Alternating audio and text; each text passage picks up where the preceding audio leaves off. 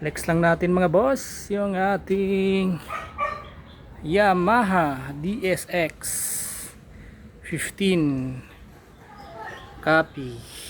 kopya. Yan, mukhang nakopya naman kahit pa paano. Nagmukhang DSX din. Yan na siya. Bali ready for shipping na to mga boss, papuntang Batangas City.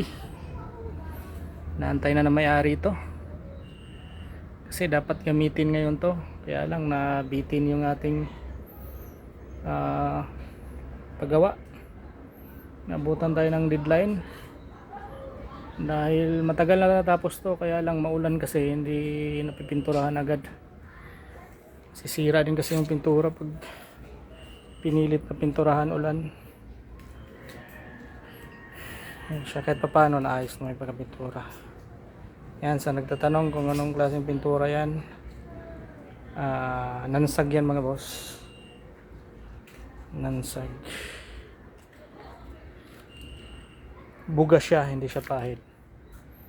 Ayan. Request naman ng customer yan, yung kabila daw isa, yung kabila dalawa, kabilang speaker, para pwede niyang i-series i-parallel yung isang speaker.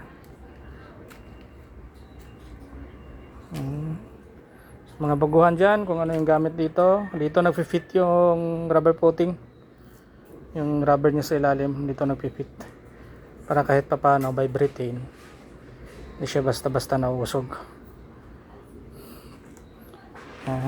Tapos ito sa nagtatanong, plunger yan, dyan tinutusok yung stand ng pamboses kung gusto mong naka-ari yung pamboses o naka-hanger.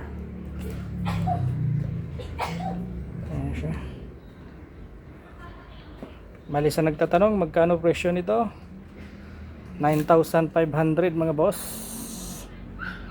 ang presyo nito. Ayan, pares.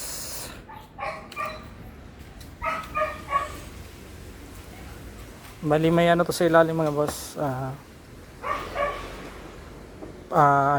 fiber peel, yung parang cotton. Mari yan sa ilalim sa 9,500.